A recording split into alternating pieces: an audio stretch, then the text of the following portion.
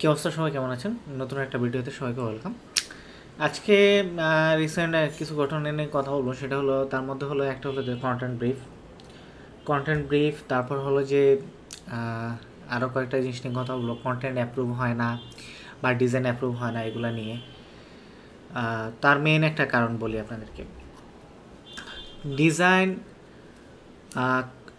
Approve না হওয়ার main একটা কারণ হলো যে ডিজাইন ব্রিফ বা কন্টেন্ট ব্রিফ, ওটাই হলো একটা মেইন একটা বিষয়। যেমন হচ্ছে আমাদের বাঙালিদের সচরাচর ক্লায়েন্টের একটা স্বভাব আছে, কমন ধারণা হলো যে দিয়ে দিলে হয়ে গেল, একটা ডিজাইন করতে বললাম তার মানে হয়ে গেল, একটা ডিজাইন স্টার্ট হয়ে গেল। এমনটা না বিষয়টা।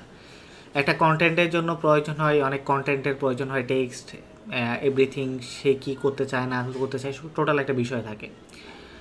এখন মনে করেন যে সাপোজ আমি একটা বাইক সেল করব, একটা বাইক সেলের জন্য অনেকগুলো বিষয় থাকে। যেমন এই বাইকের ফিচার, বা আপনি কোনটা ফোকাস করতে চাইতেছেন, এই বাইকটা কি ইয়ং এজের মানুষের জন্য নাকি বুড়া এজের মানুষের জন্য। আমরা কিছুই বলি না, আমরা কন্টেন্ট শুধু বলি যে হ্যাঁ আমার একটা এরকম এই প্রোডাক্ট নিয়ে একটা ডিজাইন দরকার, করে দেন। কিন্তু এটার জন্য যে একটা ব্রিফ দরকার, টোটাল কন্টেন্ট দরকার, এই জিনিসগুলো নিয়ে আমরা কথা বলি না। এই জন্য আমাদের কন্টেন্ট অ্যাপ্রুভ হয় না। একটা টাইমে আসা বলে যে হচ্ছে না বিষয়গুলো, কিন্তু আমরা ক্লিয়ারলি বিষয়গুলো দিই না।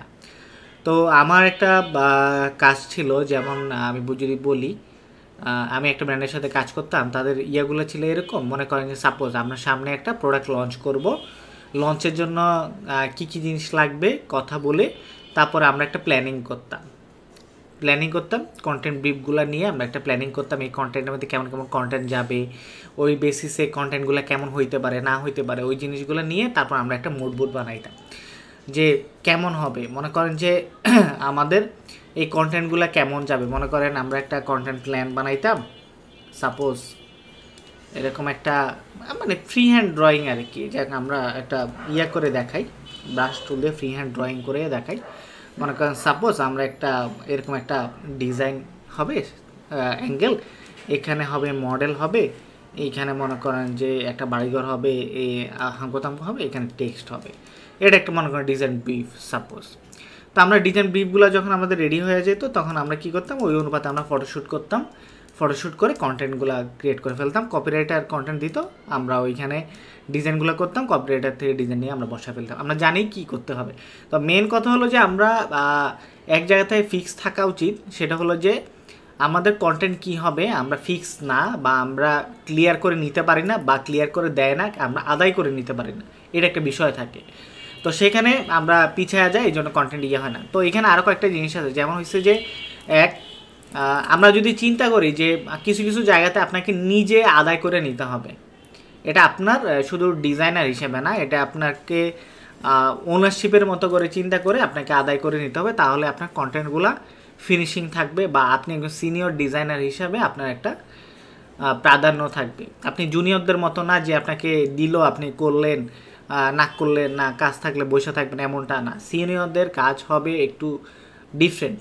সে নতুন কাজ বানাবে, নতুন কাজ তৈরি করবে, নতুন কাজ ডেলিভারি দিবে, নতুন নতুন জিনিসপত্র। সেই জন্য তাকে কাজ বের করে নিয়ে আসতে হবে, এটা সিনিয়রদের কাজ।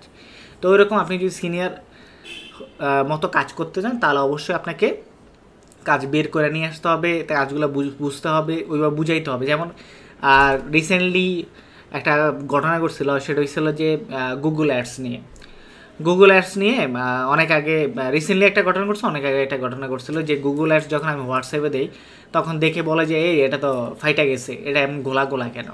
আসলে গুগল অ্যাডসের কোয়ালিটি অনেক সাইজ খুবই কম হয়, বাট গুগল অ্যাডে যখন যায় তখন কোয়ালিটি ঠিকঠাকই থাকে। কারণ গুগল অ্যাড আমরা জুম করে দেখি না, যখন আমাদের ফোনে আসে তখন ফোনে জুম থাকে, জুমের কারণে ব্লার হয়ে যায়, ফাইটা যায়, তখন আমরা বুঝতে পারি না। বাট এটা ওয়েবসাইটে যখন যাই তখন প্রপারলি ঠিকই থাকে।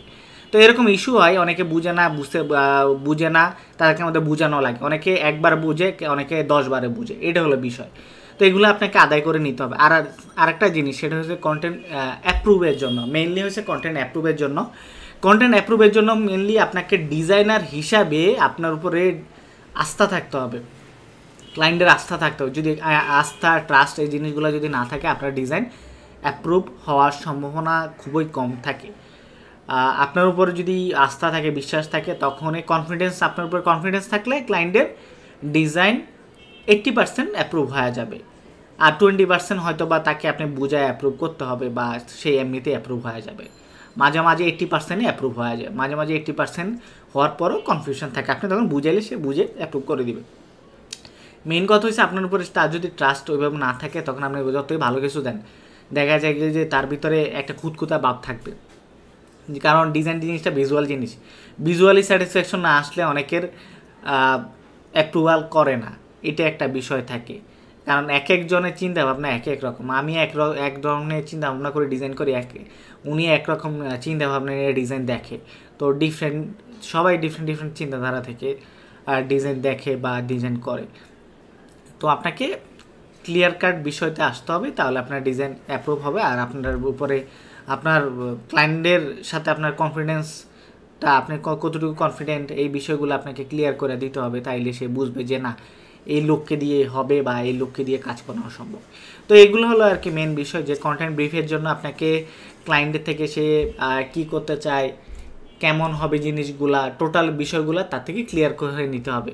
আপনি যদি তার থেকে জিনিসগুলো সব কিছু ক্লিয়ার করে নেন, তাহলে একটা ভালো কন্টেন্ট বের হয়ে আসবে। না হলে কন্টেন্টটা ঘুরতে থাকবে, ভালো হচ্ছে না, আপনার থেকে আশা করি নাই, ক্লায়েন্ট বলবে যে আপনি যে ডিজাইন দেখছি এরকম ডিজাইন হচ্ছে না, এরকম অনেক আবলা আবলা বিষয় আসবে।